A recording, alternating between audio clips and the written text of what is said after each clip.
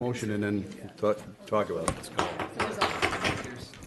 Good evening, everybody. I'd like to call together the Wednesday, April 19th, 2017 meeting of the Wheaton Park District Board of Commissioners. Mike, could you call the roll, please? Yes, ma'am. Commissioner Vyers. Here. Commissioner Morrow. Here. Commissioner Mee. Here. Commissioner Kelly. Here. Commissioner Fry. Here. President Hodgkinson. Here. All right. First, we are going to have a presentation on the Week of the Young Child. Is that correct? Okay. And summer camps. And summer camps. Yeah. So hi, everyone. Good evening. I'm Jamie Martinson, and I'm the preschool and camp manager. I'm here to give you a brief update on the upcoming Week of the Young Child and our summer camps. Week of the Young Child is scheduled from April 21st through April 28th. The purpose of this event is to encourage families and children in our community to stay actively engaged in recreation and educational programs. It's also a great opportunity for us to showcase all the great things that we do here at the Park District.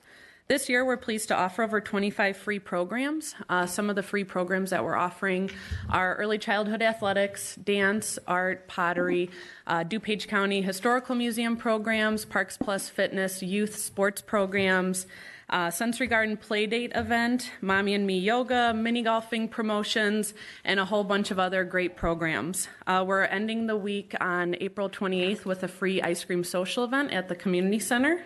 This year, registration was done through Eventbrite, which provided ease of registration for our customers and also gave us some great demographics on new customers that we haven't gained access to through RecTrack. We have over 325 people registered to be part of this Week of the Young Child, so I just want to say thank you to the entire Wheaton Park District, as many different departments came together to make this something that we're very proud of. So like I said, starting this Friday, so we're really excited about that. I'll give you a brief update also on our summer camp programs. So this summer, we're offering many great day camp opportunities for our campers and for our working parents.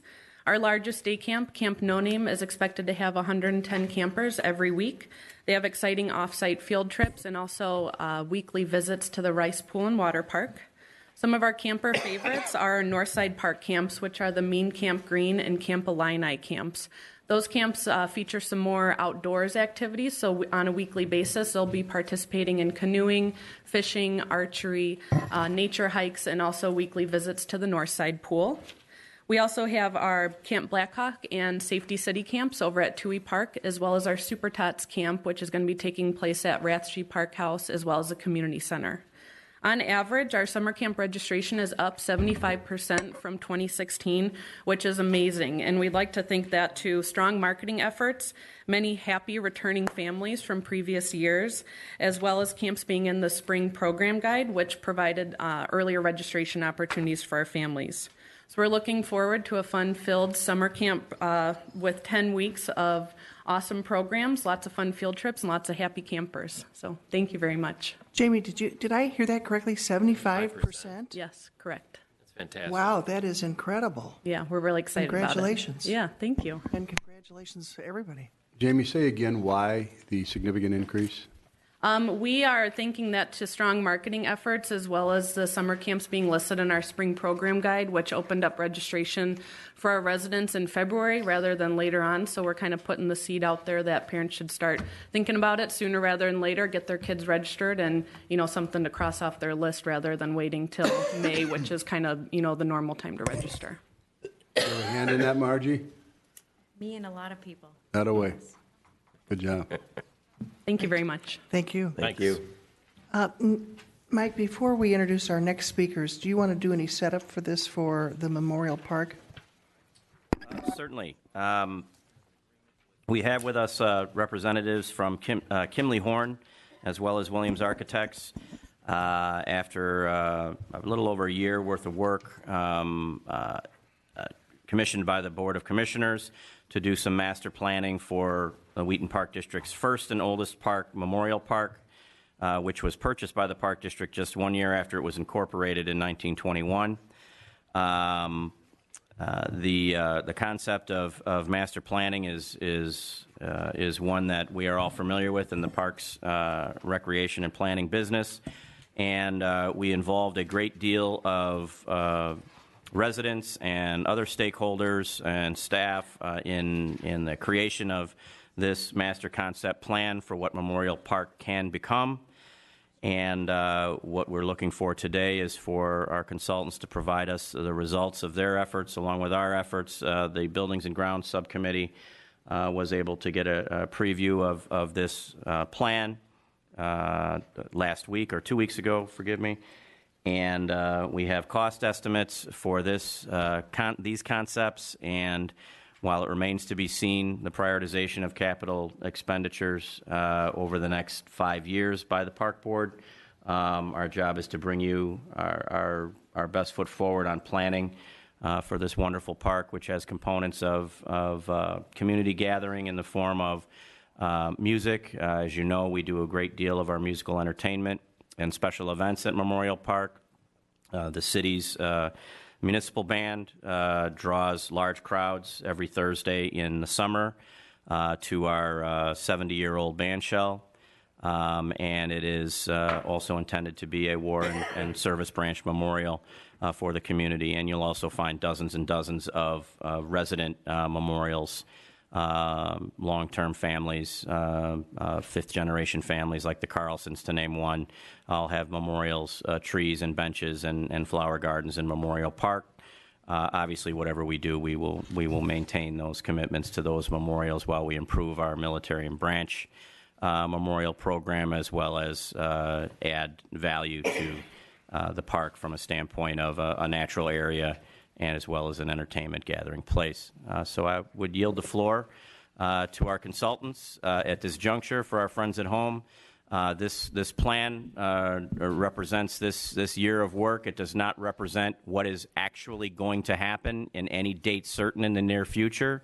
The Board of Park Commissioners will take this master plan along with several others that are currently ongoing, and as part of a long-term capital planning program later this year, we'll start to prioritize these items that staff and consultants are bringing to their attention for possible future development. So, how's that for teeing it up? You want to do Sandy and Dan? Oh, I thought I did. I apologize. We have Dan and Andy. Dan is with Kimley Horn, who we've developed a great relationship with. It's a landscaping architecture and master planning firm. Andy Dogan is here from Williams Architects, who, as you know, we have a great history with over many decades of construction and design programs with the Wheaton Park District. Predates me by many decades. So I believe they're going to tag team this, and we look forward to this snapshot of what Memorial Park can be. Thank you. Great. Thank you so much, Mike. And glad to be here with everybody. Again, Daniel Grove with Kimley Horn. I also have Keith Demchinsky with our office in the audience. So, yeah, Mike did a great introduction. I don't want to spend too much time on going over the same pieces, but you know, as Mike indicated, we did do a stakeholder process that was last June, and we met with a lot of individual groups, small focus groups, and then had kind of capped off the whole event with an open neighborhood stakeholder event. So we learned a lot of good things from that process, got some really good input that went into putting together the master plan. So, you know, I think as Mike touched upon, Memorial Park is really a jewel of the city. It's an important gathering spot and serves an important role not only in the Park District but in the downtown. You know, through that public engagement process, we did hear, you know, some key things, and I think it's things that you've probably heard over the years in terms of, you know, organizing and focusing the memorials, as well as enhancements to the amphitheater. You know, Andy will be able to talk about this a little bit more detail, but you know, hearing those messages from the different groups that use the amphitheater and the goal for enhanced acoustics, more storage space, a larger stage. So we got a pretty good list of what some of those goals are. And as Mike mentioned, you know, this is the oldest park. There haven't been major renovations in a while. So there's been some smaller things to the buildings, parking lot renovations, restorations, but you know, the facilities, some of the larger outdoor pieces are aging. So I think this is an opportunity to address some of those things at the same time. This is an overview of the park master plan. I'm just going to do a very quick run through and then turn it over to Andy to talk a little bit more about the amphitheater. I saw you had a laser pointer. Oh, I'm going to steal yours. Cool, thank you. So the key thing really, is looking at placing a larger, more useful, enhanced amphitheater. We've got that in that southwest corner. And as you'll notice, that means removing the existing tennis court. Did not hear a lot of support from the stakeholders in maintaining that tennis. I think, other facilities within the city where there are multiple courts are more valued. That allows us to get a larger lawn area and space for kind of different levels of seating. And we'll talk a little bit more detail about that. The goal was to keep, much of the site passive. We heard a lot of great feedback from stakeholders in terms of the importance of the park as a neighborhood facility, as kind of a passive lawn space. One of the things that had been discussed was fencing in or closing, being able to control the site a little bit more, especially if there are larger events. And we heard from the neighbors that there was a desire to keep it open and have the views and have the openness of the site. So we keep a lot of that passive. We've tried to take the memorials and organize them into a centralized feature. Talk a little more detail in a minute about that. The parking remains the same as it is today. We talked with stakeholders about increasing parking, and the overall input was that the land is too valuable as open space to use it for parking in this site. And then we made some changes. The existing concession stand and bathroom, those uses are inbound, put apart as part of the amphitheater. So that building is not there anymore in this concept. Instead, we've got a flexible space that I'll talk a little bit more detail about in a minute that would accommodate the pétanque court, but actually enlarge it as a multi-use space that could be used for weddings or other special events. We've sized it so that it could have a 40 by 60 tent placed over it, and that crushed stone that would be used for pétanque would be perfect as a space for other events. And then that works in tandem with an expansion to that south patio space on the Lubco Center. We show that being expanded and made into a more flexible, usable space that could be used for special events in tandem with kind of this wedding garden, and also could be used as VIP viewing deck for concerts. So that's the brief overview. I'm going to turn it over to Andy so he can talk a little bit more about the amphitheater. Thanks, Dan, and once again, thank you all for having us here tonight. This project and this opportunity to be able to help with a master plan for this amphitheater means a lot to our firm, but also means a lot to me personally. I'm a member of the DuPage Symphony Orchestra. I've played in the orchestra for almost 20 years. We'll be performing in Memorial Park this summer, so to be able to work on this particular endeavor is exciting for both our firm and myself. So what is in this plan and what does it involve? Certainly we want to address the condition issues of the current amphitheater. We want to address some issues with regard to stage size. We want to be able to provide storage and support spaces for not just the municipal band, but any users or musical or art groups who may be able to use the space. And we also want to provide other support amenities like concessions and restrooms to be able to support the larger number of people who would be coming to events at the park and specifically to the amphitheater. So just to take you through the three main components of the plan, we have the stage area itself. The stage area is elevated about 2.5 feet above grade, so that offers some great sight lines for people in the audience.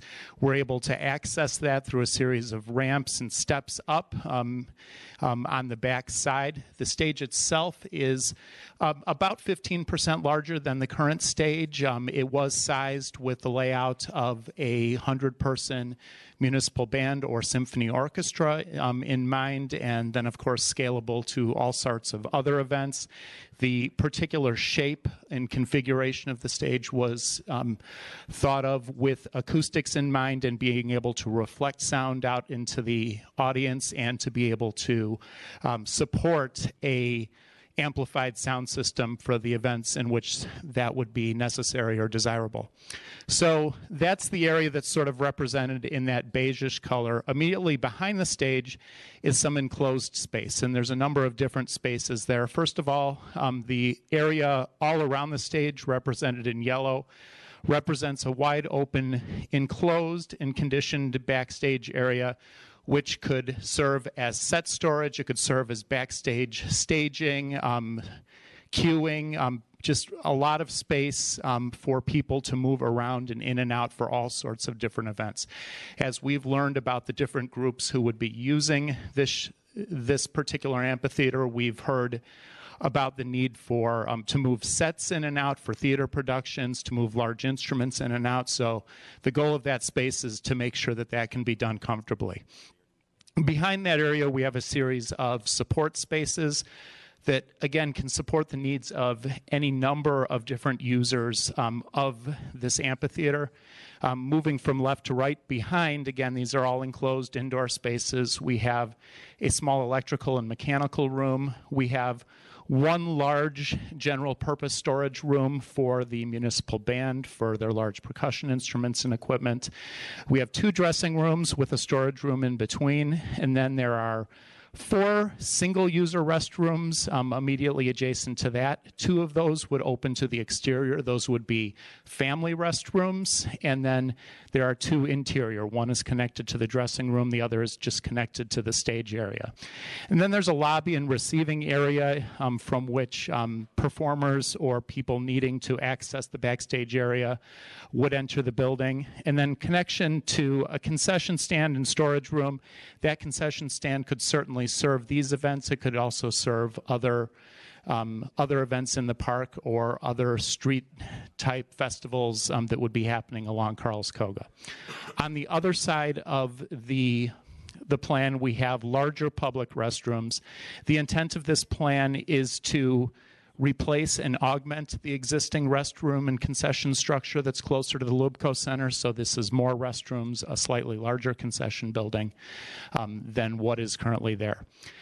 And then finally, in talking to staff and getting feedback from the committee, it became really apparent to us that an important part of this plan, which would really make the structure unique in the area, would be to provide some sort of covered or sheltered seating immediately in front of the stage. If you've been to Ravinia, that sort of idea, but on a smaller scale. So we're looking at extending the structure outward, actually, and enclosing an area that would have about between 290 and 320 or so fixed stadium-style chairs, which would be gently sloped towards the stage. So it would be able to provide that kind of experience as well as the lawn experience beyond that, similar to what you would see at Ravinia and Millennia Park and places of the like. So that really represents the whole of this particular development, but at this time I'd turn it back over to Dan to talk about the rest of the park.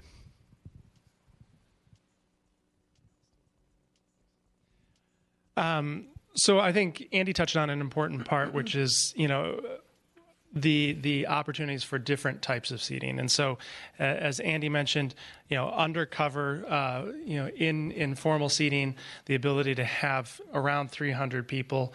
And then within kind of the next tier of this arc, the formal lawn, we can get another 700 or so. Again, we see that being on a lot of cases, families on blankets and that type of seating. So it's a little wider and more open. But that means within that zone, you can get about 1,000 people.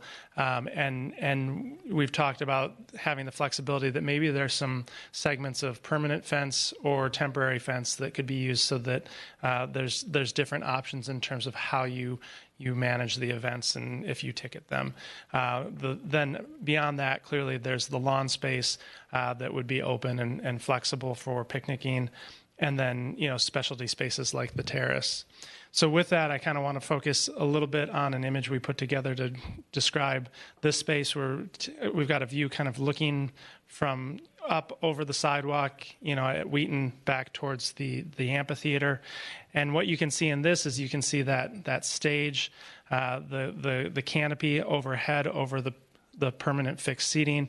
Andy had mentioned, I think earlier, that portions of this would be opaque, but then outer portions would be translucent, so that you could still have some filtered light coming into this space, and it wouldn't feel too dark and cavernous. You can see that lawn space for general seating, and then that terrace coming off the front of Lubco that could be great for special events and have a great view down to the stage. In the foreground is just kind of a little bit of the corner of that petanque and wedding garden space, seeing a little bit of a pergola here in the corner, which could be part of that space to kind of, if you rented it out for weddings, to be a focal feature for that. From there, I also want to show another image we put together that shows the memorial. So this is back in the northeast corner, looking back again towards the stage. You see the Lubco Center here. And the vision for that space is really to bring all the memorials together, make it a cohesive monument. The concept behind it, without getting into too much detail, was a timeline centered around a reflecting pool that starts back at kind of the Revolutionary War, birth of the country, coming out to just a little bit past present day, and then the different memorial plaques could be placed on the granite walls that we have, kind of creating this plaza in their appropriate timeline. And then in the middle is the doughboy. So in the terms of the progression of the timeline, that falls right in the middle of the plaza, and then you've got a reflecting pool on both sides. And then we see this as being a quiet, reflective space. It's not on a main path; it's between the main paths, and having an alley of trees lining both sides so that it creates some sense of enclosure. Again, you can see the stage in the background. We keep most of the path structures, but do a little bit to wind them around and connect them. But they connect in similar ways to the way they do now. See a little corner of the terrace off the corner of the Lubco Center. The last thing that we wanted to talk about, and I'll tee this up, I think, and turn it over to you, Andy, was as we had discussions with staff, and talking about, enhancing the patio off of the south end of the center, we started to talk about other enhancements to the building, especially ADA accessibility, and and how that might open up some opportunities for even a second floor terrace that would enhance the Lubco Center, maybe create more opportunities. So with that, I'm just going to turn it over to... Okay, thanks, Dan. So right here, we had just done a very, very quick exercise to look at what would be required to provide a second floor viewing terrace on the Lubco Center overlooking the amphitheater. And in doing that, it's probably not a surprise that we would need to address other ADA-related issues in order to be able to get to an upper level of that building. So we did a very quick plan that would involve getting a small elevator into the building that would connect all of the levels from the basement up to the viewing level.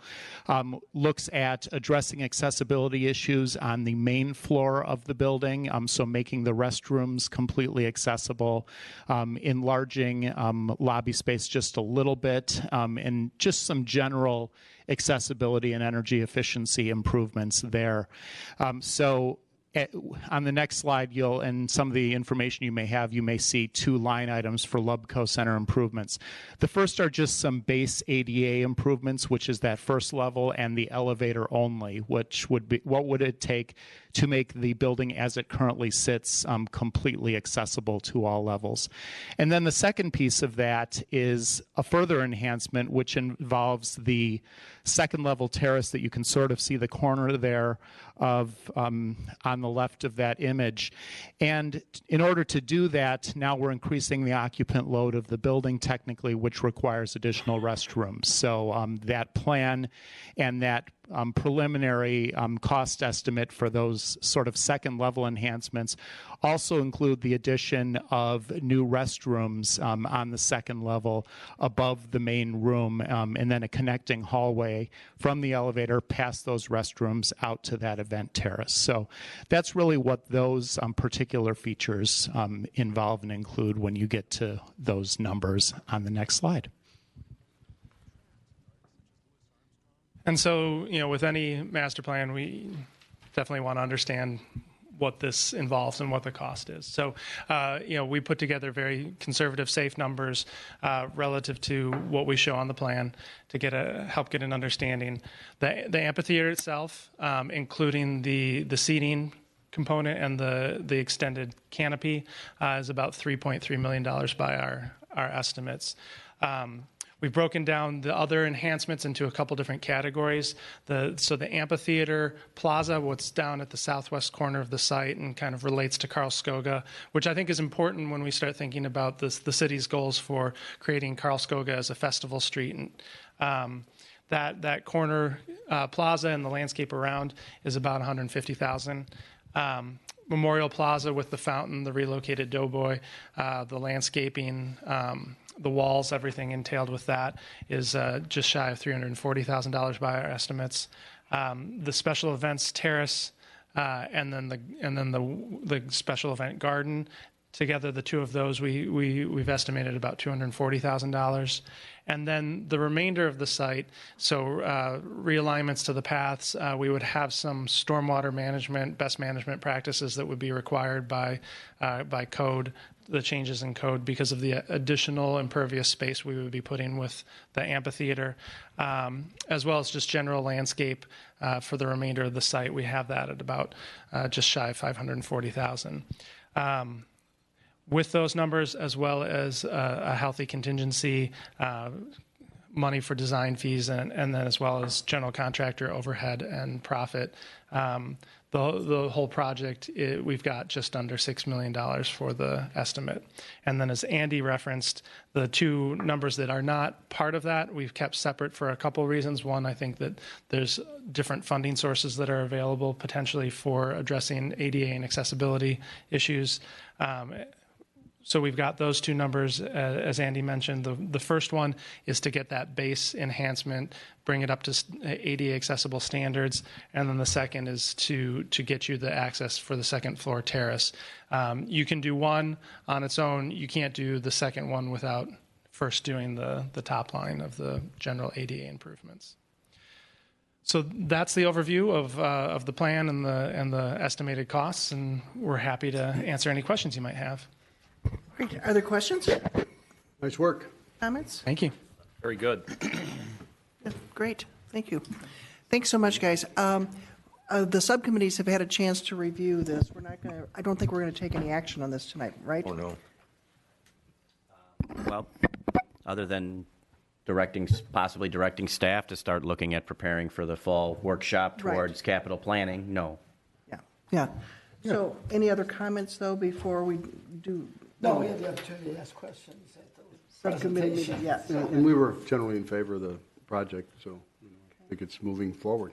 If I may, I guess the other follow-up, which I would wait for board direction on, is when we re-engage the public on the final concept plan. They're expecting to be re-engaged on what we ended up coming up with. So do we want to hold off on that, or do we want, we're doing it tonight, obviously, but do we want to schedule some re-engagement of the stakeholders, the participants at the Lubgo Center, the municipal band, or do we want to hold off and finish additional planning for other facilities? We also talked about reaching out to other users about helping raise funding for this project. So maybe we ought to test those waters a little bit too, to see how feasible the whole project's going to be before we, because a lot of the improvements are requests of outside of Park District users, and maybe, there's some funding available there to help defray the costs to us. So I think if we're going to accept this as our master plan, I think we ought to direct staff to look at, like Mike said, how we're going to fund it, but also authorize them to reach out to other stakeholders and see if there's other money that might come in to help pay for some of this. Would it be appropriate at this time to place this master plan on our website and at different facilities with a lot of foot traffic and solicit additional feedback while we go and talk to potential partners? Can we call it the proposed? Yes. I'd be fine with that. Okay. Then that's what we'll do. Have like a certain viewing period, a 90-day viewing Sure. period or something like that. Now, weren't we also discussing the possibility of having a meeting in the fall, possibly September, where we'd be looking at the plans for the pool, the plan for Memorial, some of these other kinds of things, and taking these all in consideration at one I think time? that's what Mike mentioned Okay. about, capital projects Okay. planning. Okay. Yep. Great. Excellent job. Okay. Thanks, A lot of guys. hard work Thank you over so the much, last Andy. year. Thanks so much, Appreciate it. Dan. Good. A question, Jane? Yeah, Ray? If we were to do the second floor terrace, what does that do to the offices that are on the second floor?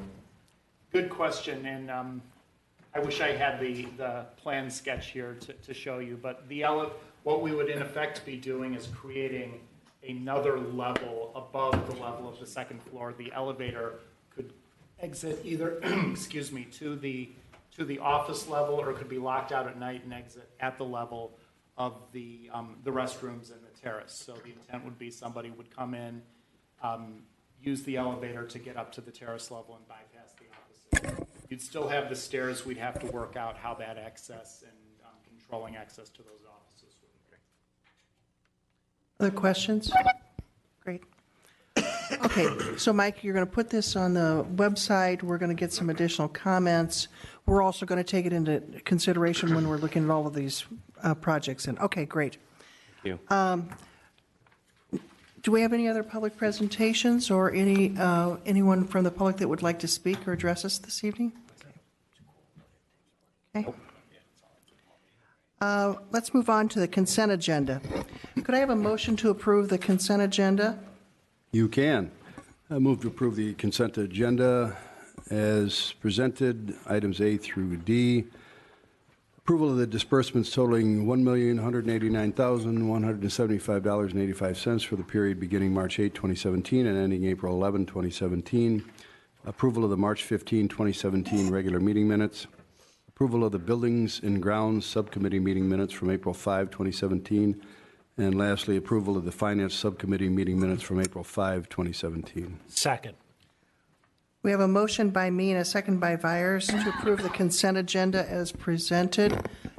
Any other comments? Roll call?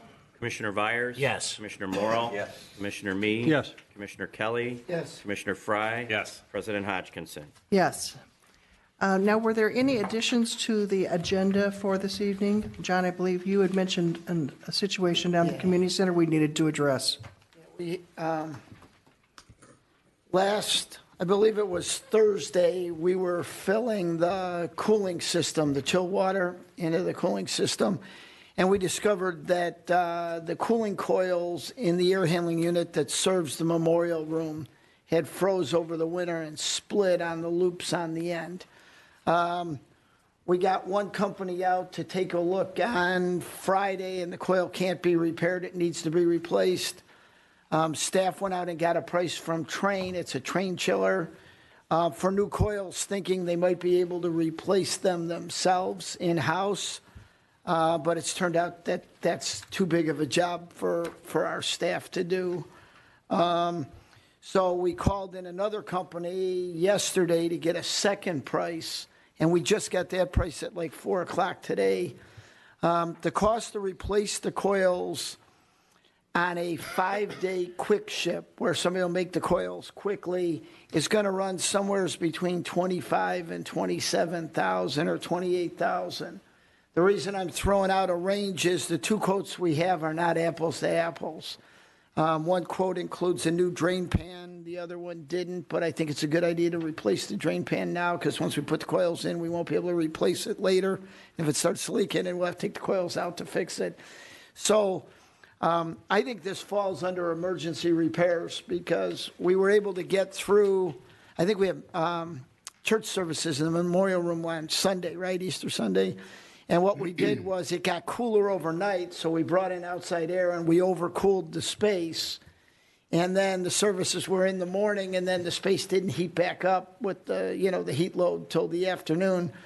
The weather forecast for this weekend is kind of cool, and it's cool going into the beginning of the following week. But if we do standard lead time on the coils, it's 4 weeks, and it's probably another week to get them installed.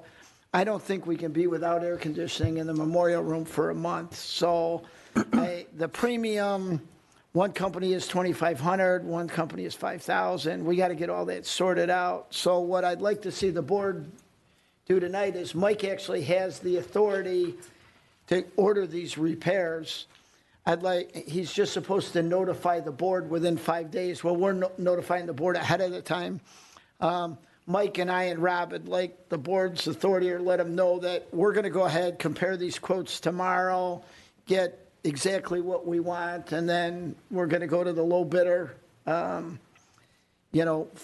everything we're going to do. And we're going to spend somewhere between, let's say, 25 and 30 grand, but we're going to get the coils replaced in a 5-day quick ship. Is everybody okay with that? I've got some copies of the quotes we have, even though they're not the same. You guys can have them so you can see what's involved. That's one of the bidders, and this is the other bidder. And we'll get on the phone tomorrow and talk, and we'll call the one bidder who doesn't have as much, and we'll kind of get a feel for what it's worth, and then we'll pick one of the guys and just get the coils ordered tomorrow so we can get them by the end of next week and put them in the first part of the following. So you'll have to manage the temperature in the room this weekend the same way you did last weekend with no cooling. We do have cooling to everything else, right? We just have that unit valved off. And then what we're going to recommend is that we bring in either Brian Berg, the engineer, or Alara, or one of those guys, along with the chemical treatment company this summer, and review the systems and review procedures for what are we going to drain, what are we going to leave water in, so that we can avoid this happening again. Because chemical treatment companies like to leave the water in some of the systems because they got inhibitors and the pipes won't rust. But by the same token, we're bringing cold air in over a coil that might have some stagnant water that's not being pumped because we're in heating mode. And I think that's how the coil froze. So, we're going to have to we'll work out a procedure to make sure this doesn't happen again. I'm So- sorry, go ahead. Go ahead. I was going to say, so you'd like to see a motion to authorize you to work with Robin, with Mike? Authorize Mike to just spend the money on the emergency basis, and Rob and I will give him our opinion. From a procedural standpoint, regardless of a motion tonight, I believe I have the authority to do it with, that it's an emergency You do. fix. What I would recommend is, and you can take two actions, one tonight and one in May. We bring back the tail of the tape when all is said and done and we know exactly what our expenses are, and perfect the record with a final motion on the repair project. So today, I agree with you, Mike. We don't have to make a motion Right. unless somebody here objects to letting Mike. we'll bring the motion back when it's all said and done. We'll know to the penny what it would cost.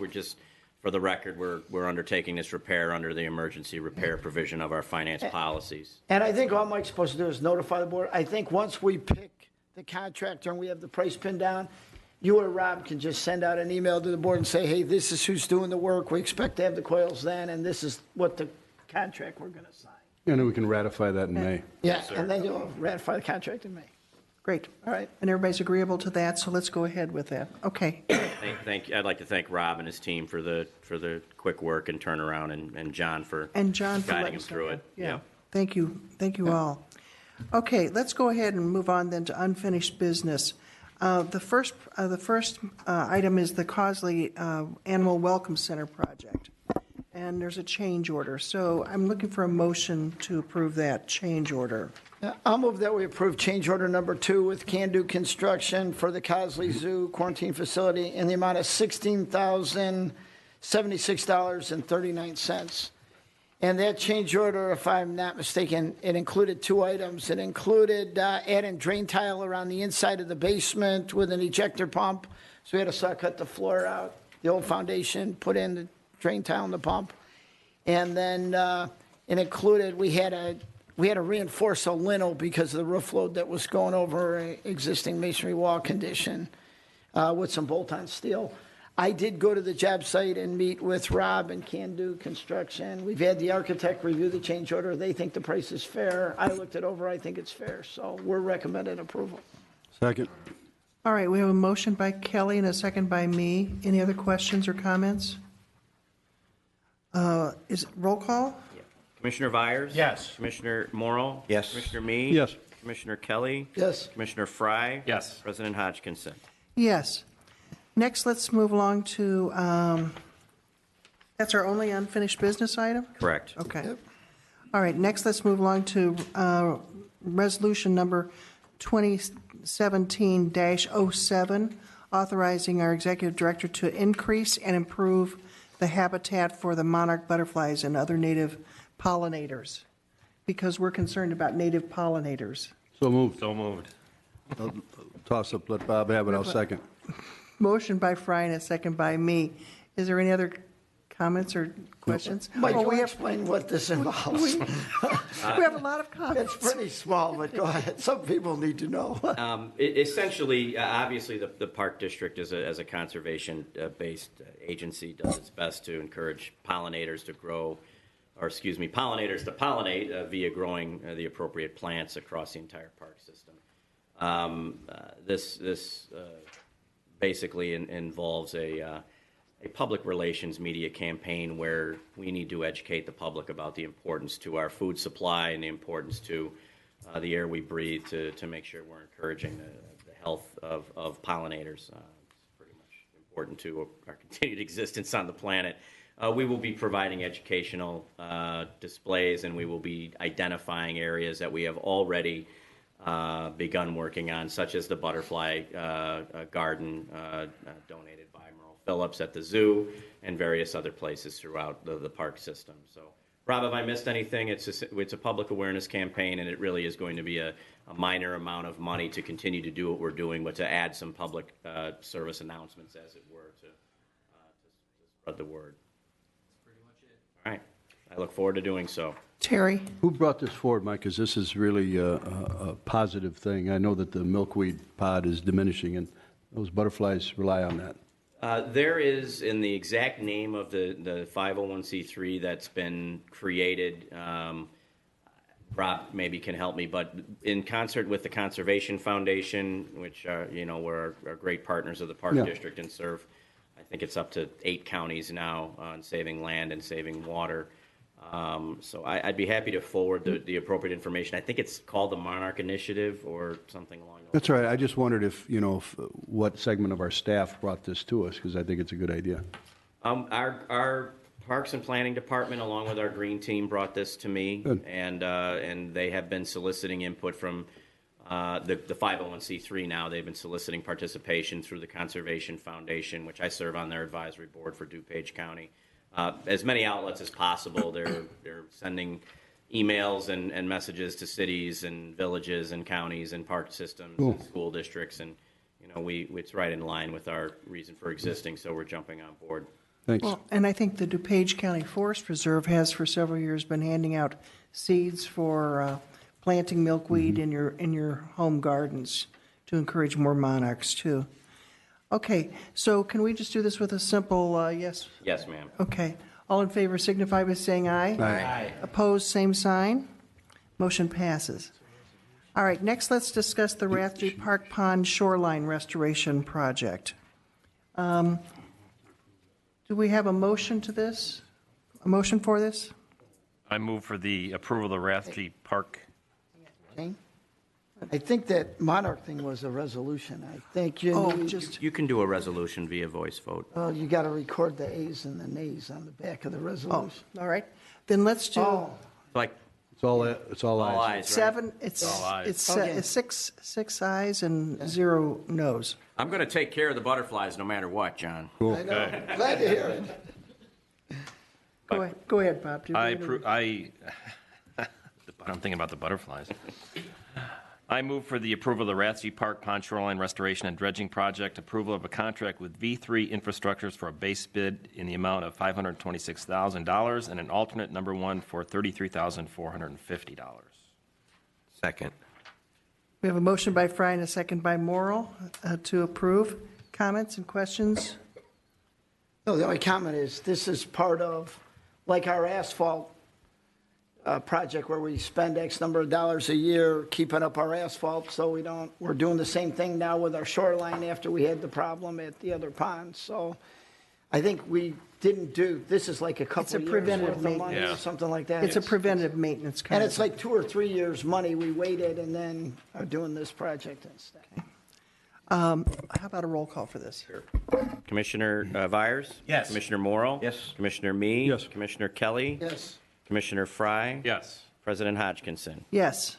And I'll just simply add that also includes dredging that body of water to a deeper level to improve and encourage the fish habitat there, which is a nice thing for us to do. Appreciate it. Great. The Central Park Tennis Court Project. Do we have a motion? Yeah, I'll move that we approve a contract with U.S. Tennis Court Construction Company for the Central Park Tennis Court repairs in the amount of $17,850. Second. We have a motion by Kelly and a second by Vyers to approve this. Comments and questions? Just, Rob, this is going back to the old way of doing it. It's just the coating and the striping. It's not that special surface, correct? That's correct. This is just this color coding. The way We we've want been to doing get a them in the couple more past. years with the new type of surfacing before we commit to more of that. Want a roll call or you want to? Roll call. Commissioner Vyers? Yes. Commissioner Morrow? Yes. Commissioner Mee? Yes. Commissioner Kelly? Yes. Commissioner Fry? Yes. President Hodgkinson? Yes. Next, let's go on to the asphalt projects. Do we want to do this one at a time or do these all together? Let's do it all together. Together. Save time. All right, all together. All right, do we have a motion then? I'd move to approve the acceptance of bid from Chicagoland Paving in the amount of $14,900 for the Park Service Center work. All-Star Asphalt in the amount of $66,000 for the Atten Park Pathways work, and All-Star Asphalt in the amount of $35,200 for the Arrowhead Cart Path, and accept the withdrawal of the bid from Evans and Son. Second. All right, we have a motion by me and a second by Vyers. Comments or questions? Mike, can we just get a little background on the withdrawal of the bid? Yeah, why did they withdraw? They made a submission that was incorrect and requested a withdrawal, which was reviewed by the Buildings and Grounds Subcommittee, and then subsequently reviewed with Corporate Counsel, and we saw no harm in allowing that withdrawal and recognizing their bid error. It was kind of obvious when we. Yeah. Yeah, pretty obvious. A big mistake, yeah. Okay, other comments? Let's have a roll call. Commissioner Vyers? Yes. Commissioner Morrow? Yes. Commissioner Mee? Yes. Commissioner Kelly? Yes. Commissioner Fry? Yes. President Hodgkinson? Yes. Next, let's go to the 7 Gables Playground Surface Replacement Project. Could we have a motion to that effect? No, we're not going to do it. Nobody's going to step up. Darn it. I'll do it. I move for the approval of the 7 Gables Playground Surface Replacement Project. Approval of price secured through National Joint Purchasing Program from Synthetic Turf International in the amount of $71,658.35. Second. We have a motion by Fry and a second by Morrill to approve this. Questions or comments? Or any questions or comments from the subcommittee? No, I mean, this is what we approved, we discussed at our last subcommittee meeting. No surprises here.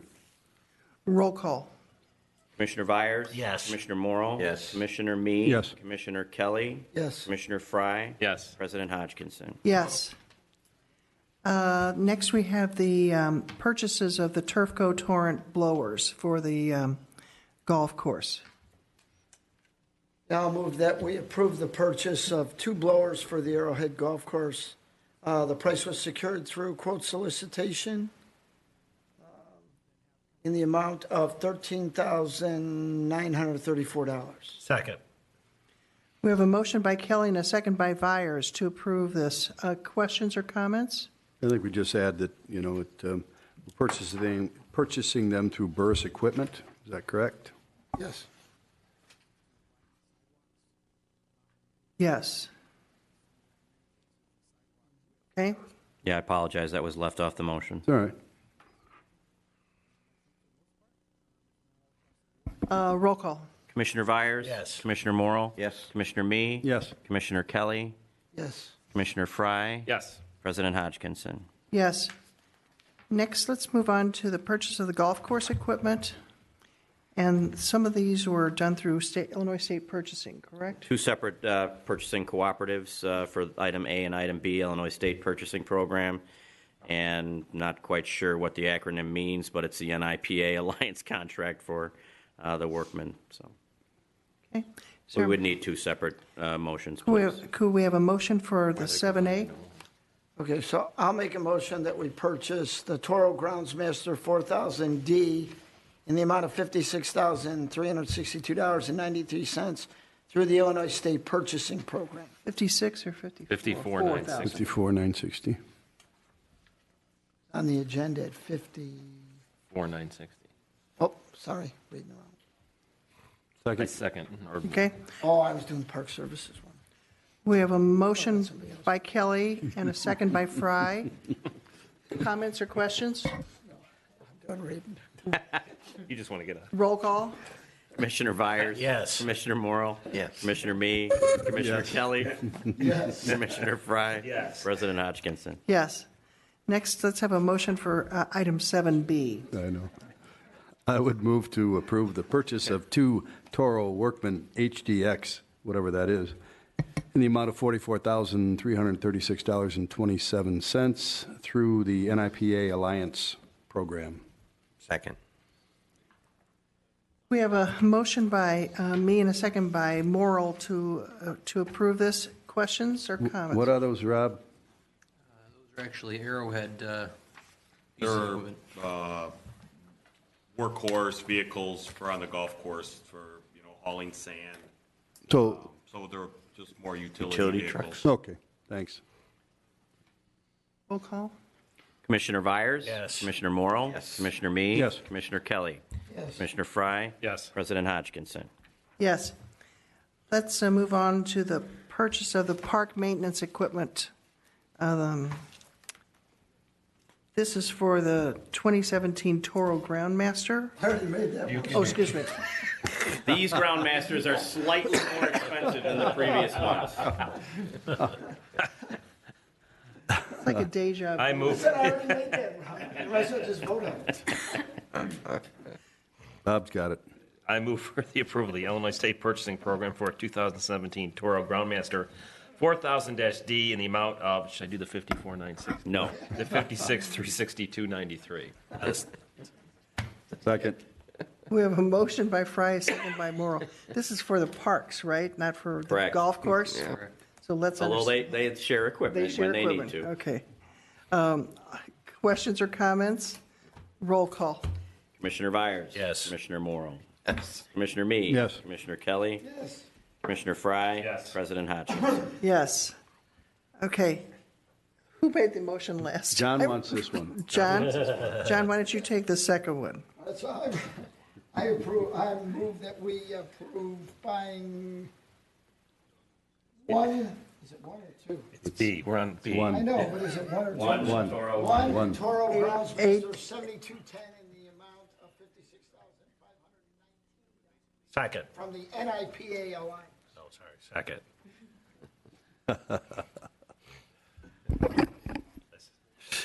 Commissioner Vyers? Yes. Commissioner Morrill? Yes. Commissioner Me? Yep. Commissioner Kelly? Yes. Commissioner Fry? Yes. President Hodgkinson? Yes. One more.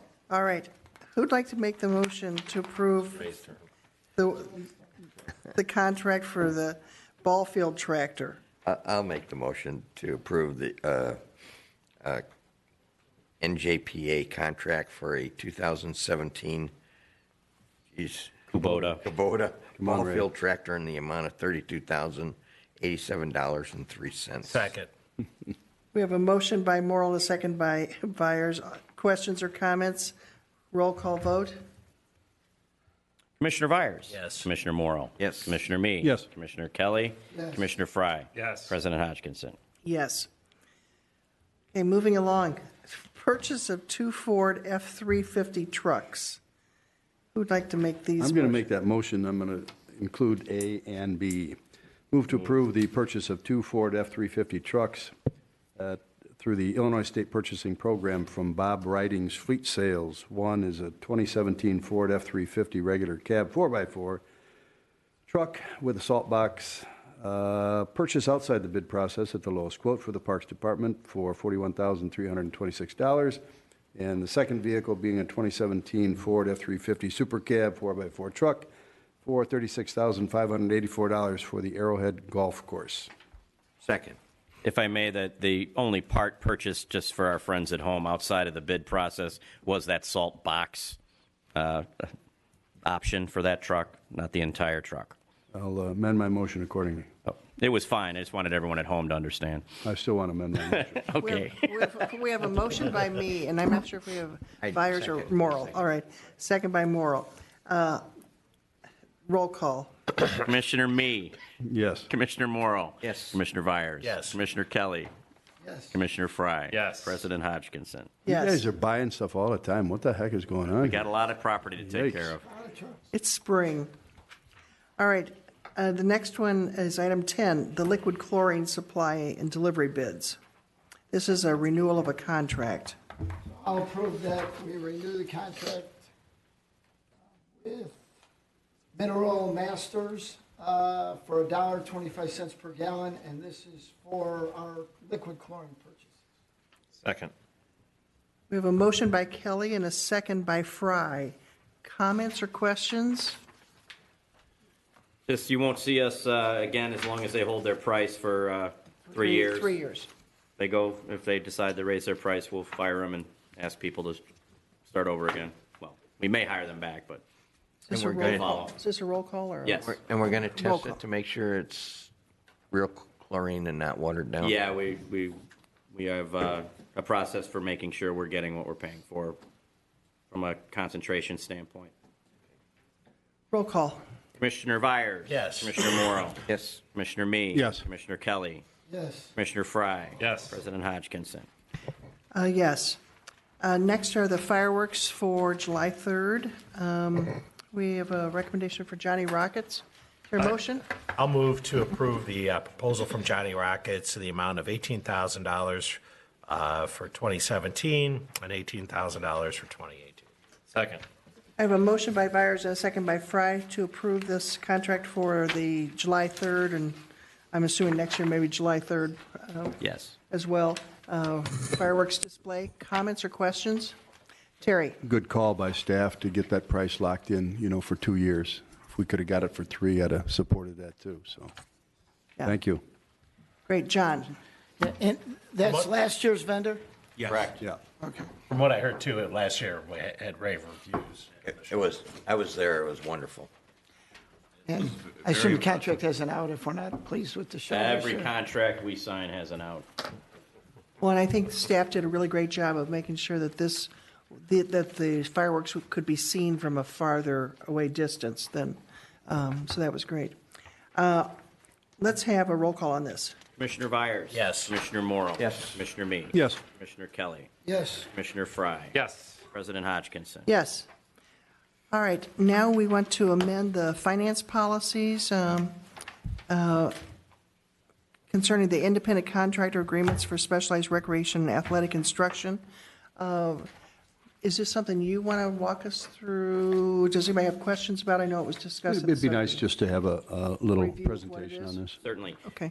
The recreation and athletic departments engage through independent contractual services, specialized service providers. For example, for those that independent company that provides the trainers for competitive soccer, or a independent contractor who would teach archery at our day camps, or an independent contractor that would do early childhood music and rhythm programming. The bottom line is that the park code exempts us from the competitive bidding process for specialized services. And you see this exemption more when we are purchasing computers or some other sort of technology or some other sort of specialized service, like whether it be engineering or, there's other aspects to it. The bottom line is this, the little bit of a hole in our policy that we needed to plug up was we hadn't allowed for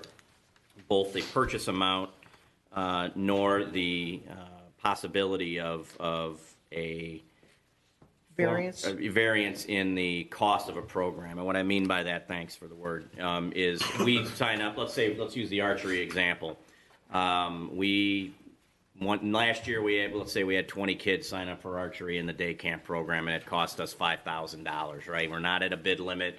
We're not at the park board's imposed $10,000 limit to get board approval on, and that's all fine. This year, just like Jamie had explained, we explode, and now we have $25,000 worth of kids taking archery, and now we are in excess of our bid limit and our purchasing limit to go to the board. What we're doing here is having our finance policy reflect what the park code says regarding the hiring of specialized services and those amounts of money that goes along with it. And hiring is the wrong word, we're contracting in this case. It's basically a housekeeping item with corporate counsel's concurrence that yes, these athletic services and these recreational services that we contract for, museum uses them too, are exempt from not only the bidding process but also the board's policy related to getting permission for a certain amount of money because of the variable of the 5 kids versus the 500 kids signing up for a program. So long answer to basically a housekeeping correction to our finance policies with the appropriate interpretive opinion from corporate counsel on what the park district code calls for. And we can do this with just a simple yes or no vote on approving amending the policy. All right. Questions or comments? Yeah, John? So, and the part that we're fixing is the recreation and the athletic, and this is all vendors that are covered by program fees anyway. Correct. It's not really tax dollars that are being spent, it's program fees that are being... In every the single... amount we're spending is dictated by the size of the program. In 100% of the cases in the items that I have described, the program fee covers the cost of the independent contractor. Okay. Other questions or comments? Okay, all in favor signify by saying aye. I think we need a motion on this in a second. Yeah, I think you We don't have a motion? No, we did have a motion, You asked me to speak sorry. first. but and I thought we had a motion, no? We had a motion. Donna could make it up. We didn't, Donna? Donna's saying Thank we you, do not- Donna. Okay, Thank Donna's you, saying we Donna. do not have a motion, so let's have a motion to Okay. amend the policy. I'll move to amend the finance policies of the Wheaton Park District in the regards exemptions for independent contractor agreements for specialized recreation and athletic instruction. Second. Okay, we have a motion and a motion by Vyers and a second by Morrill. All in favor signify by saying aye. Aye. Opposed, same sign. Okay, that motion passes. Okay, next is the approval of the cheerleading uniforms. I'll make a motion to accept the bids for 2017, 2018 for the cheerleading program uniform purchases and to accept the bid from Rebel Athletic for youth and adult size uniforms at a cost of $123.94 per uniform. Second. We have a motion by Morrill and a second by Vyers. Comments? I would think we need to add in the move to approve that 2018 add-on option order, which gives us up to another $50, 50 uniforms at the same cost as what we're purchasing in 2017. Yeah, Is that I correct, had Mike? tried to write a motion that would be unconfusing, and that's why I simply added the 2018 for a partial year, but however, whatever makes the most sense to everybody. No, I think we're foolish if we don't, Take advantage of it. Absolutely. We're initially approving the purchase of 130, and then they're giving us the option of purchasing another 50 for next year, I assume as replacements or add-ons at the same price. So I think we need to do that. I'll amend my motion to reflect that. Okay. So we would say we have a motion for 2017 and up to 50 additional in 2018, right? Correct? That's what's being offered is Yes. up to 50, yes. So I think it was John Virus who seconded Yeah, that. John, and you're amenable to the changing that motion? I think that was Ray. No, I made a motion. He made Well, the, Ray's anything to do with it. Ray's agreeable Yeah, to it. second, I'm good. Yeah, you're seconded, okay. All right, And these are paid for by the kids. correct. Or their mom and dad. Yeah. Somebody's paying for How them. many kids buy their own uniform? There's a lot of lemonade stands on town to cover the cost of these uniforms. Roll call. Commissioner Byers. Yes. Commissioner Morrow. Yes. Commissioner Me. Yes. Commissioner Kelly. Yes. Commissioner Fry. Yes.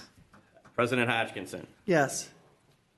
And this next one, Mike, do we have someone who's going? or- Our newest commissioner, Kevin Fahey, has Oh, it's expressed going to- interest in the educational opportunity offered through the legislative conference.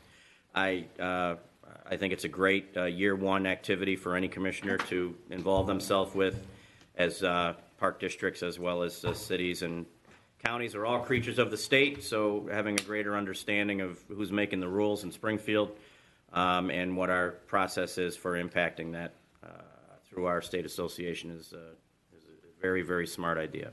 I move approval of commissioners' attendance at the IAPD Legislative Conference, May 2nd to the 3rd in Springfield, Illinois, and an approximate cost of $680 per commissioner.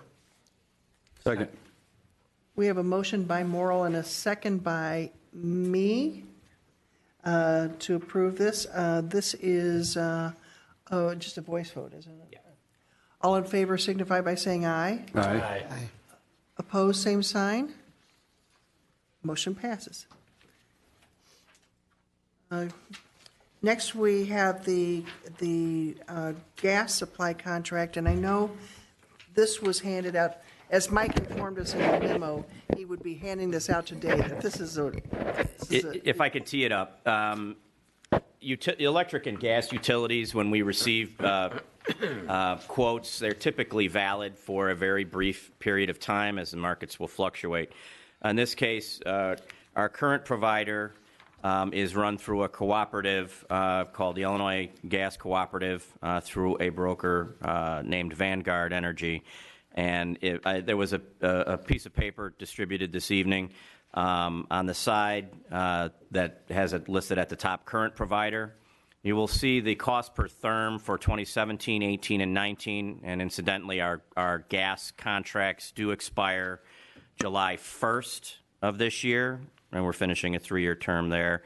Why I'm bringing this to you now as opposed to in June is that we can lock in lower prices now because, as you will all see in your home, your gas price will start to edge up as the weather improves and you use your air conditioner. So locking in now, even though we have several months left on our contract, saves the taxpayers money on their facility natural gas usage. You'll see that how the cooperative we currently do business with handles things is they offer a price for 17 and then another price for 18 per therm and then 19, and then they set a trigger price for 20 and 21. All of the costs per cost per therm that you see from our current provider over those next 3 years are higher and use a weighted cost of gas average index than the broker who has provided us with prices on the other side, which says recommended provider, which is an outfit called Scioto Energy. They're bringing us Constellation Energy, who we have done business with in the past for both natural gas and electrical expenses. This is, again, is natural gas only. My recommendation, as there are two options here that were discussed when Commissioner Kelly and Commissioner Vyers, as part of the Finance Subcommittee, attended a meeting with this new broker that I've brought to the table to discuss moving to the NYMEX index from the weighted cost of gas average. and I allowed them to hear firsthand why that makes more sense for the Wheaton Park District. As you can see, regardless of which option you choose this evening, which would be a fixed cost or a cost that would have us buy up to a certain amount and then pay of therms based on previous usage. Regardless of which recommendation, and I know John and John have a recommendation regarding how to best go about this, your costs will be lower than your current provider. So regardless, I'm recommending, and I know I have subcommittee agreement, that we would be moving through and hopefully a 3-year lock with Scioto, in other words, Constellation Energy. And I have, if I want to take advantage of these prices, which, as an example for our friends at home, the 2017-2018 expected usage is fixed at 0.3764 by our current provider and 0.3180 by the NYMEX standard with Constellation. So you can see, while the Illinois Gas Cooperative involvement has saved the district a significant amount of money, as I always like to do, bring you even more value, and how can we continue to deepen our dollar, to not rest on our laurels, continue to bring you outfits that can save money, which is making money for the taxpayer. So the question before you is, and John and/or John can discuss it, is whether you wish to lock in a fixed price. I provided a motion accordingly, with 100% cash outs for our accounts on transport. No cash outs, I should say, but we can do it either way. The difference is going to be probably in the vicinity of $1,000 to $2,000 either way. It's just a matter of what kind of monitoring we're going to have to do along the way. And again, for our friends at home, when we refer to our accounts on transport, that means our two largest accounts of gas usage, which is the Arrowhead Golf Club facility and the Community Center / Rice Pool facility. The ones that we refer to as are on choice are the other 17 Park District facilities that consume a smaller amount of gas and therefore cost a marginally higher amount of money per therm. We wrap those all up into one. So choice is your smaller facilities. Transport are your two largest facilities. I would recommend either way. I've given you a motion to handle it with budget certainty, as the cost difference is minor, in my opinion, in relationship to the monitoring, but that's what we'll be paying this broker for through our cost per therm, no extra cost to the district. And I would simply leave it up to the subcommittee to recommend whether they'd like to put forth the two motions related to 100% fixed, or handle it the other way and roll the bones on saving another $1,000 a year across all of our gas usage, which is A-okay with me. All right, so John John. So I'll explain it the way I understood it. So if we go with the fixed rate for 3 years, it's 0.305 per therm. And we give them an amount. We decide how much we're going to buy each, right? We give them amount. If we go over that amount, we pay the 0.305 plus a slight increase. So at the meeting, we took a couple of bills and we looked at what our overage was and how much the extra gas we bought was, and it turned out to be like $100. And that turned out to be less on the particular bills we looked at than had we paid the higher rate for the amount.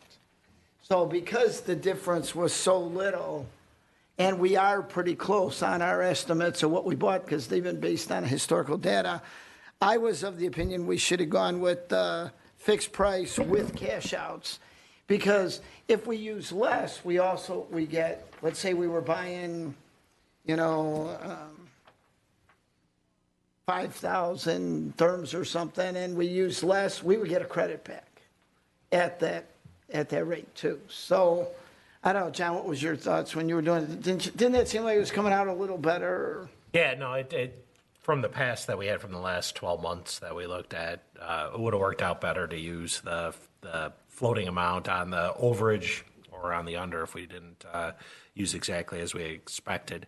Even if we doubled the amount that we used, it still didn't make that much difference. So it's not, and I don't think, Mike, it's any reporting on us. I think they're just going to, when they send us the bill, it'll just have so many therms at the rate we agreed on, and then it'll have an overage at so much, or it'll say under usage and it'll have a credit to the bill. So versus just paying for what we use. So, you know, I kind of liked taking the cheaper price and assuming our estimates are pretty close. And, you know, I and totally endorse. plus I also doing it think that that some of our buildings have become more energy efficient and those are older numbers. So we're going to maybe use less anyway. So I think our chances of going over are going down with the different, you know, we put the new hot water boilers in at the community center, which have drastically reduced our usage, yet the amount of gas we're buying is based on the old number with the old boilers. So I think the community center shouldn't be an overrun anymore. And I think we'll, you know, I just think it's going to work out better if we stay unfixed. Well, I could read a motion that would I can reflect make the that. motion, Mike. Okay. And there's. So I'm going to will move. need to be two motions. Yeah, so the first one, this is for the transport. I'm going to move that we approve a national gas supply contract for the Wheaton Park District with Constellation Energy for a 3-year term at a cost of .305 per therm, fixed price with cash outs. You bet. Second. Okay, we have a motion by Kelly and a second by Vyers. Questions or comments? The only other comment I'll make is that this is just purely a commodity, so we're not paying for anything except the price of what we're buying. Right. And this is a lower price than what we've been paying for in the past, so this is it's a good deal for the Park It's a District. win-win. Okay. Is this a roll call? Yes. Commissioner Vyers? Yes. Commissioner Morrow? Yes. Commissioner Mee? Yes. Commissioner Kelly? Yes. Commissioner Fry? Yes. President Hodgkinson? Yes. Okay. John, do you want to make the second motion? Sure. Then I'll move that we approve. Now, this is for all our other buildings, which were too small to go on transport. So I move to approve a natural gas supply contract for the Wheaton Park District with Constellation Energy for a 3-year term at a cost of .345 per therm, fixed price for, I guess it's called based on choice. Second. Okay, we have a motion by, If did you not want to go to the basis then? Or did you want to go to the fixed? No, the basis, I think, On the is... 17? That basis is, I think that's the add-on Okay. for, isn't that the way you explained it, John? The bottom is the add-on for the transport or something? There's not it doesn't look like there's a cash out option like there is It's for the not. first, so. I think, so this must be the add-on that you're going to pay for anything over. Correct. So we didn't have the option of going Okay. either way on this one. I think this is the only way I just want to it make could sure go. that we're clear for we. Right, Thank so you. the basis is our overages are going to be .027 plus what we paid on overages or underages. Got it. Okay, we didn't have the two options on the Not on the choice. small one. On the choice, you got to go this one way. Thank you. and John, did you second this? I did, yes. Okay, all right. Okay, other questions or comments? All right, Other than on top of our savings, we will receive an additional $1,000 credit, switching credit from switching companies with Constellation Energy, which is what helpful as well. What is the out clause here too? What do if this doesn't prove to be what they say it is going to be? Or, With utilities, you're really, no? I mean, you're really, You're yeah, stuck if for utilities 3 years? go down, I mean, we're locked into this price, but, it's you know, they're not gonna. All right. Donna, did you get the motion? The Bernard market outlook right there. They're not gonna go down. Not gonna do it. Okay, roll call. Commissioner Vyers? Yes. Commissioner Morrow? Yes. Commissioner Mee? Yes. Commissioner Kelly? yes. Commissioner Fry? Yes. President Hodgkinson? Thank you. Yes. Apologize if that was And slightly thank you, confusing. John, for attending that meeting as well. Okay. Anything else, any other items of business? Great question. I mean, there's nothing No. else on the agenda. No, just reports. All right. Mike, we're going to go to you. You were going to give us an update on the Cosley Foundation Board.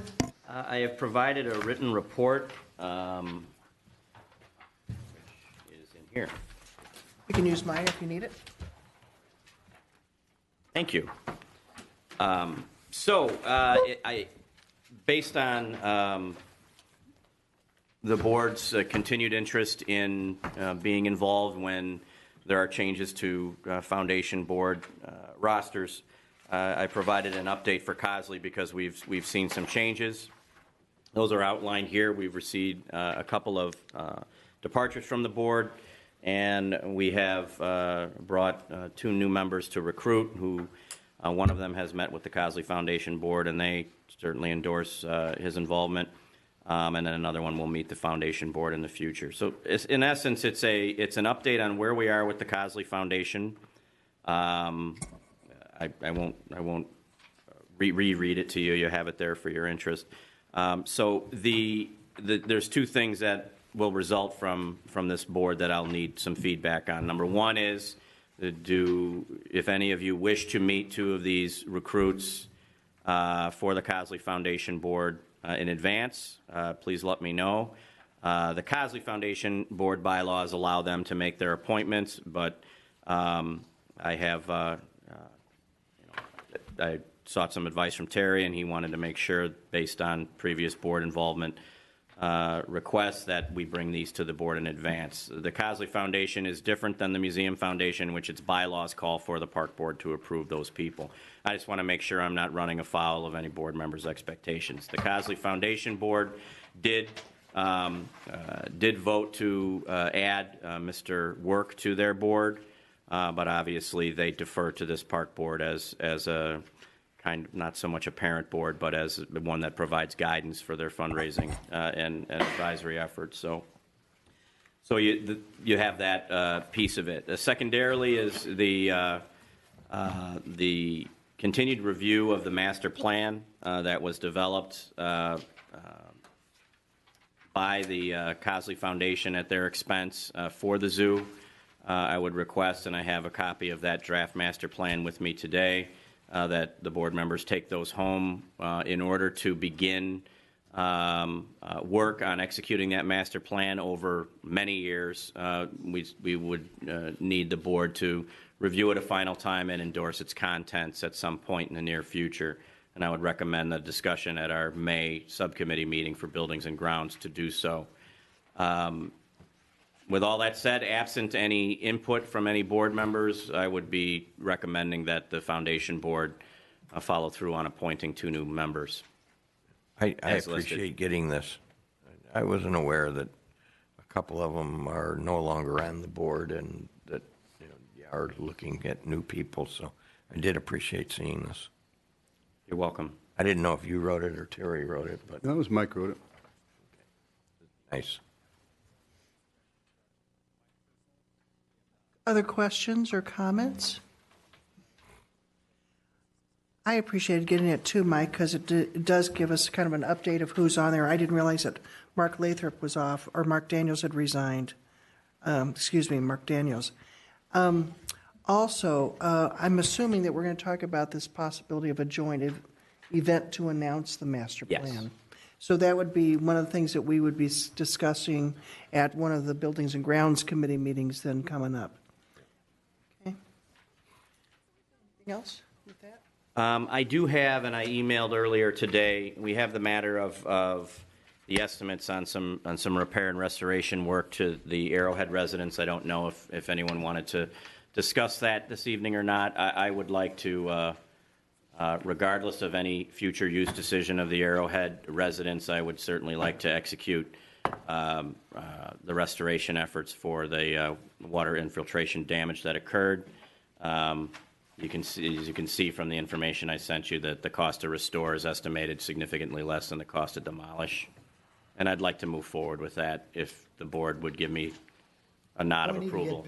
We need to get bids, right? It was in-house. Well, most of there's some remediation that would require a bid, but I'd like to get going on what we can get going on without running afoul of our procurement laws and policies. Yeah, you're going to do our stuff, and then if you're going to need a contract that big, we should, I got to bring it back to you. well, get a list of some companies and go get a price. It seemed a little high to me. But That one number. I expected to hear back from you.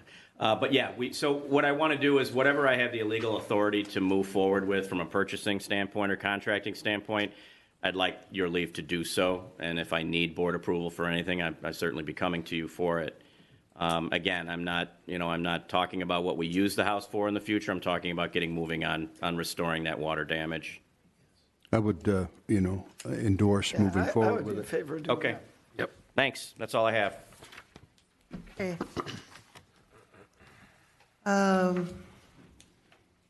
Any other things about, we have We have a couple more reports. We have our museum staff with us I know this evening. Michelle's been waiting patiently. Michelle Pekova and Ashley Downing, our museum manager and educator, and Ashley is our curator. If you were planning on staying seated, you can stay seated. It's okay. Michelle told me before the meeting she wanted to read the entire report word for word. I think we'd be here a very long time. Email me that You one. two are going to be alone. Fargo is starting at 9 o'clock, and I will be there. So. Okay. All right. Any Questions or comments for The Michelle? report is great. Thank you.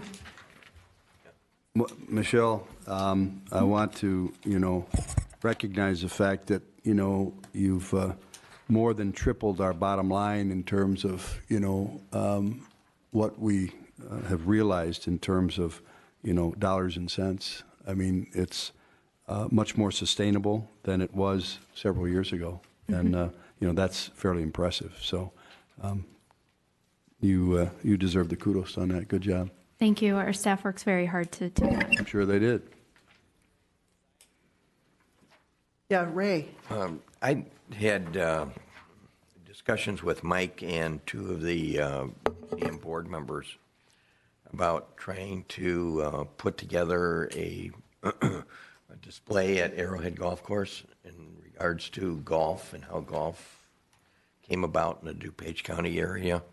And it has been brought up in past meetings but never really discussed. And I would hope that the rest of the board members would maybe take some interest in it as we continue to pursue it. But the idea is to do a golf display at Arrowhead with a kind of a self-guided tour thing. And we're looking at getting donations of golf memorabilia from people who have it. And before we get too far down the road, I think it would be important that the rest of the board members take some interest in this. I appreciate you bringing that And I up, don't Ray. golf, so, but Yeah, the non-golfer, that's it's upside down world. If maybe we could discuss this subject at the next Buildings and Grounds Subcommittee meeting as well. We do have a resident with a significant collection, and as you may have noticed at Arrowhead, currently we have a little piece of our antique fishing lure exhibit that is currently being presented at Arrowhead as well in one of their display cases. So Arrowhead is a very nice venue for engaging the public in greater educational opportunities for connecting people with our cultural past. And as a golf exhibit would take up a significant amount of display case space and involve the efforts of our staff at both ends, certainly we want to make sure to raise point that the entire board's okay with that effort. Again, we'd be looking at raising funds and using existing dollars in the form of staff time to make it happen. So, if I may add to the report, the Museum Foundation met today, and their 2016 books were audited. And the first year we operated the Museum Foundation, or in concert with the Museum Foundation, I believe their net year end was about $1,008, and you'll be glad to know that they finished 2016 with about $47,000 in the bank. We're always striving to improve, and we're always looking for more people to be involved in raising funds for DuPage County history, which is obviously centered in beautiful downtown Wheaton, and our greatest artifact, the Adams Memorial Library, which is very well taken care of by Ashley and Michelle. So appreciate it. Other comments? Michelle, I just have to tell you, when I opened this report up, and it's a beautiful report, the quote that I was just struck by was that this was a person who visited the museum said this is the best little museum I have ever been to. And I think you ought to just get that plastered on a poster and put it out in front of the museum. And, you know, that somebody would say that. I thought it was lovely. It was, actually, my husband was one of the volunteers that day that took that quote. And he made sure to tell us. And I'm like, can you send that in an email? It's going in our annual report. I would put that on the bottom of your stationery. That's great. Thank you so much. Thank you. Any other comments from Michelle? Thank you. Michelle and I will be presenting the annual report to the DuPage County Board as well, our partners in preservation. They should be very pleased. Thank you. Thank you all. Mike, at one time we had talked about possibly once a year getting a combination of all the reports we get during the year as kind of a synopsis of each one to kind of make a comparison between the highlights of that. Do you remember that discussion last fall? No. No. You just made, Apparently, Jane, you just made that apparently up. I did just make that up. But I hope you'll agree with me that it's a good idea. Sounds like a great idea, man. Well, we get all these wonderful reports, and we don't have one place that we kind of got them all. And I'm not saying I don't want a document that's 400 pages long. I'd like a document that's, yeah. We don't. Ray wants it all printed out. Yeah. All 5,000 pages. Yeah. Okay, is there anything else? Unless there are any questions for our department. Anything else? Anything? Oh, Ray, you have. You know, I've got just one quick question for Andy, and I was my golf league kicked off on Tuesday, and I saw the new golf skateboards. What do we call those? Skate caddies. Skateboards. How are those? Is there any interest in those yet, and how are they working out?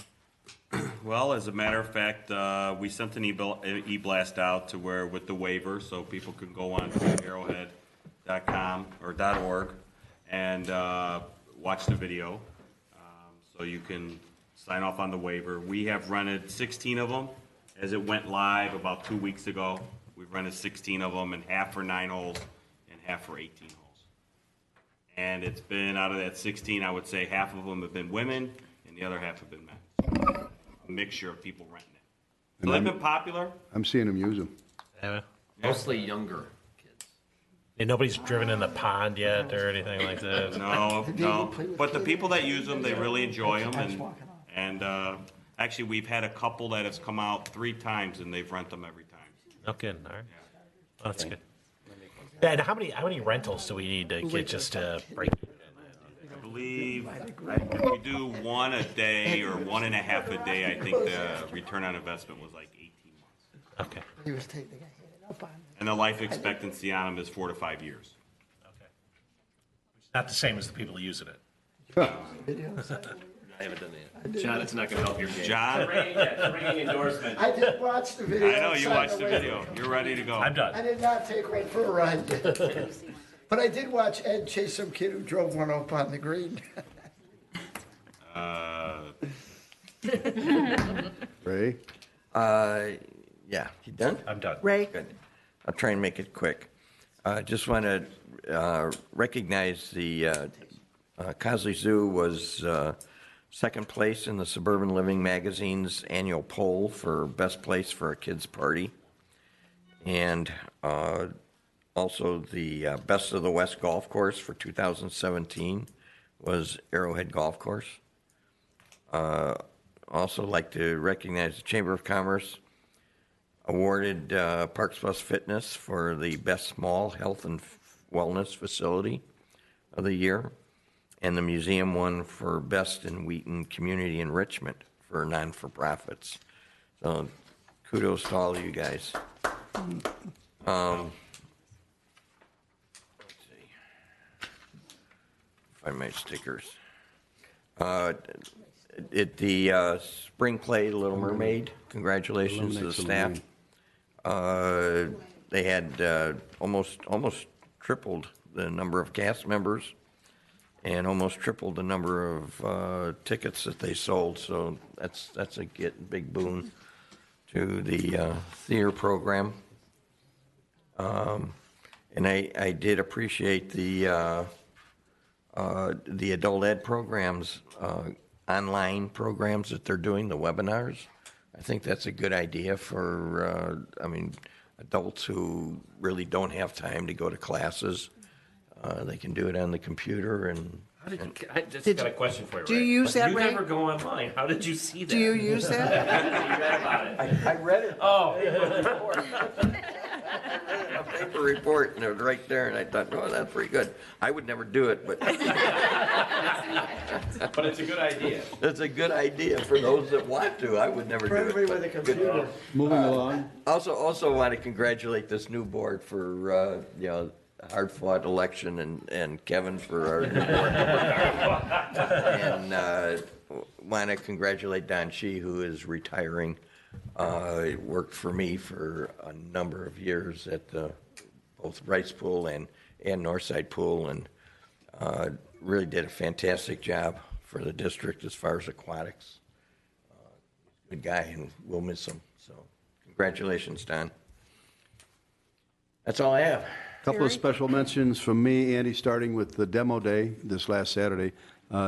Very good job by you and the staff in conjunction with Pelican Golf to put on a nice affair. I don't know if the numbers were what Pelican Golf, and we were hoping for, but, it was well attended, I thought. So. No, I've talked to Pelican. They were really happy with the turnout. Good. I think we had around 400. Well, to me, it was the best demo day we've had. I mean, it was a much more comprehensive event. So thanks for doing it.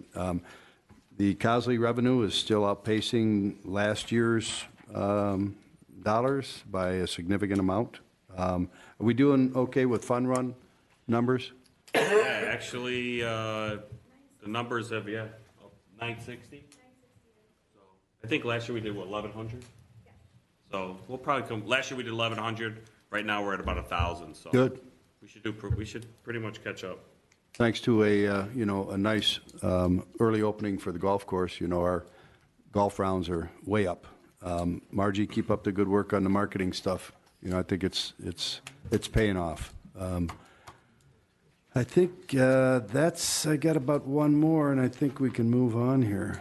I did note that it's taken us 15 years to get 5 parking spaces, the metered parking spaces taken care of in front of on Wheaton Avenue. They're gone. Yeah. When we say, Right there. did we ask for this 15 years ago? It's been a long time coming, right, Rob? No, We've been. we actually asked for this 15 years ago. Thank you, City of And every year after. Speedy, movement. So anyway, those meters are gone, and so that's going to allow for better parking for our people, our users. Good deal. And Rob, I'm seeing your guys all over the place getting us ready for the, spring and summer. So good work, man.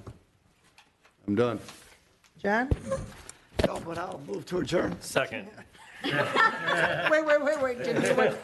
know what, before our 2-hour closed session, for the guy in the audience here who never comes to board meetings, and I know he's here today because we bought a lot of equipment today, he's gonna kill me, but our fleet manager, Owen O'Reilly, is here today. Stand up, round of applause for this guy.